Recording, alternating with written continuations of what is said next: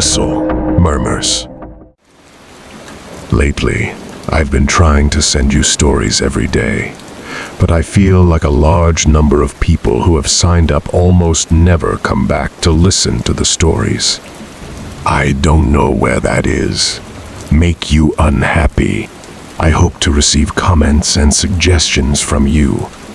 And if you find the video good, please give me a like to give me more motivation. For those who have not yet subscribed, don't forget to click the subscribe button and press notification bell to wait for the next story. Now let's get into the story. Story 1-1. My cousin Tyler and I used to have sleepovers all the time when we were kids. Always at his house though, because he had the cool house. Back then, before cell phones and modern video games, kids actually used to do normal kid things. Like for example, we both loved to play hide and seek at night. One time when we were 9, both our parents were going out for a night in Atlantic City. So they had my other cousin, Tyler's older brother Joe, keep watch on us. An hour into the night, however, Joe told both of us he was going out and not to tell Mom. Tyler and Joe would commonly do this because it mutually benefited them. Tyler loved having the house to himself, and Joe hated staying home all night. By the time he left, it was already a little later in the night, like 9 o'clock. We had our dinners and decided it would be a good idea to play hide and seek. Their house was honestly massive, so it was always a lot of fun. I was hiding first. We started in the basement, where Tyler would count. We had a rule that we couldn't use any house lights, only flashlights. Our reason for this was because it just made it cooler. I tiptoe up the stairs, then up the next flight of stairs to the upstairs of the house. The upstairs had a whole other living area along with 3 bedrooms. I chose to hide in one of the unused bedrooms. I buried myself between 2 big beanbag chairs and a blanket. I left the door open to avoid any suspicions. I heard creaking coming into the room, lively footsteps. Tyler was now moving around the carpeted room. I could hear him. He went over to the closet and opened it. Then he opened the second closet. Silence. Then he walked over to the other side of the room and he started opening the drawers to the desk, rummaging through them. Suddenly, I heard Tyler's young, innocent voice calling my name up the stairs in a kind of mockingly tone to try and scare me. My mouth opened and literally started twitching when I put 2 and 2 together. I lifted the blanket slightly over my head to see what he was doing, but it wasn't Tyler. I knew right away based off the person's height. It was a much taller, fully grown man. It wasn't Joe, and it wasn't his dad. He perked up like a statue when he heard Tyler's voice, and I saw him duck into the corner of the room, behind the small piece of wall that sticks out there. Tyler entered the room with his flashlight and kept saying my name over and over, slow and drawn out like I was praying his light would not reach over to the corner of the room. His light landed on me under the blanket. He may not have even seen me, but I still willingly came out and acted all defeated, fake laughing and everything. I told him he won, put my arm around his back and started nudging him out of the room. I kept the conversation as natural as possible, until we were halfway down the stairs. That's when I dropped the bomb and told him there was someone in there with me and nudged him to run outside. Being the scared 9-year-old we were, all we could do was run next door and ask the woman living there to call the police for us. She did without hesitation. I still remember the scene vividly, of the cops pulling up, running into the house, and 5 minutes later ushering a guy out in cuffs. It was a great feeling, even as a 9-year-old. Story 2. One time, I had a sleepover with my friend Mike on a cloudy, dark night. There was a slight drizzle and occasional lightning. We were 13 years old. Mike lived on a dead end with one other house next to it. Across the street was a field surrounded by trees, and his backyard led to a forest. Mike and I were up late, much after his dad went to sleep. His dad's room was all the way upstairs. Mike's room was on the lower level of the house by the den. So, the den was where we would hang out mostly to just play GameCube. A knock at the backyard window interrupted our game. The blind was shut, so we couldn't see outside.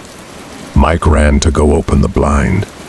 I told him not to, but he did anyway. As he did, I shut off the TV and lamps because I didn't want to be seen. Now that it was dark in the den and slightly brighter outside, we could slightly see outside and see that there was nothing but grass in the visible distance. A small flash of lightning confirmed that there was nothing but wet grass in all directions. We sat in the den with the lights off for a while, just waiting for something else to happen. We kept our eyes on the window, expecting somebody to come up to it. Eventually, after what felt like forever later, we turned the TV and lamp back on and pretended it didn't happen. The blinds were open this time, and every so often I'd take nervous glances at the window, just making sure nobody was out there.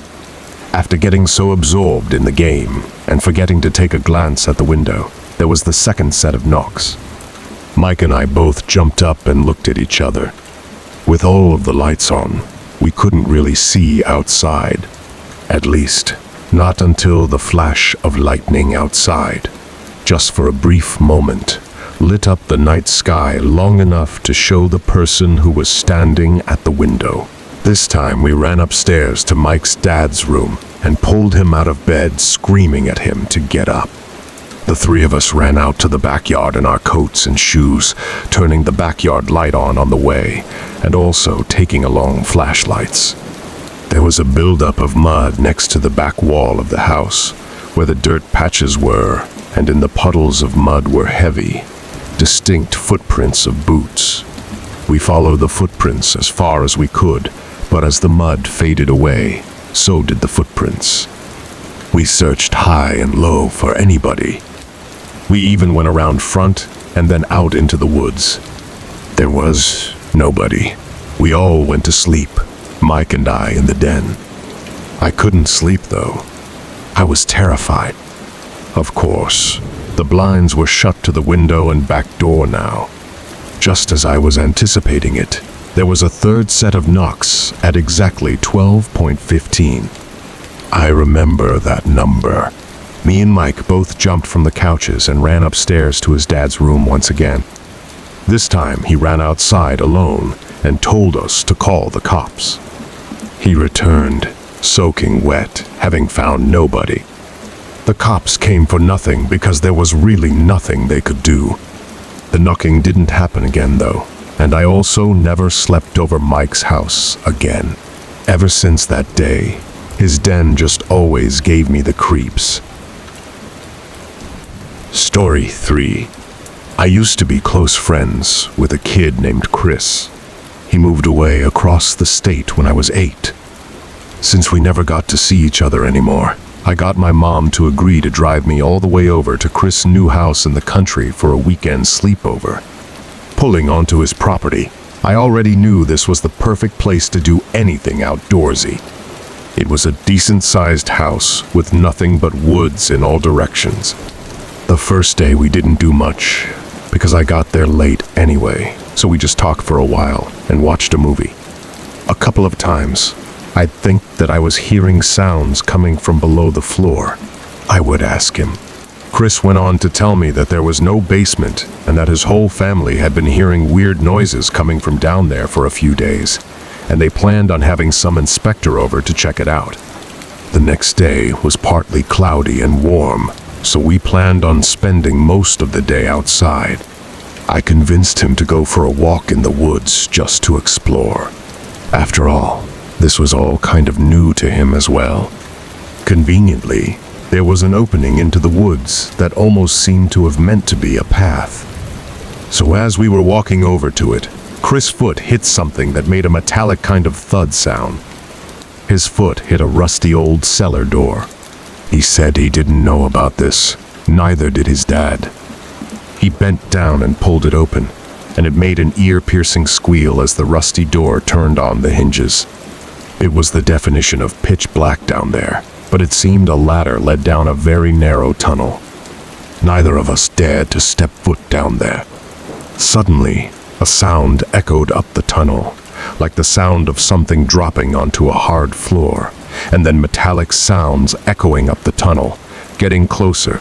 As soon as we realized it was the sound of somebody climbing up the ladder, we ran to get Chris' father, who was shocked to see what we had found. He called down there repeatedly for anybody to come out before calling a few of his buddies over to go down with him. Chris and I were forced to stay inside while the three of them went down there. They came back up 5 minutes later, all of them visibly shaken and nervous. They came back inside and talked to Chris's mom in private. They never let either of us in on what they saw. Apparently, cops showed up as well, but we were forced to stay in Chris' room, so we couldn't watch any of it. In fact, it wasn't until I was 13 did Chris finally text me one day, telling me what his dad really found down there. 3 full body bags tucked away in a corner, an old cot, broken beer bottles everywhere, and the smell of freshly smoked pot. Chris told me that when we heard something down there, we probably heard whoever was living down there and whoever was responsible for those dead bodies. Thank you for always supporting the channel and welcoming its videos. Wishing you good health, and remember to subscribe to the channel to achieve 1,000 subscriptions.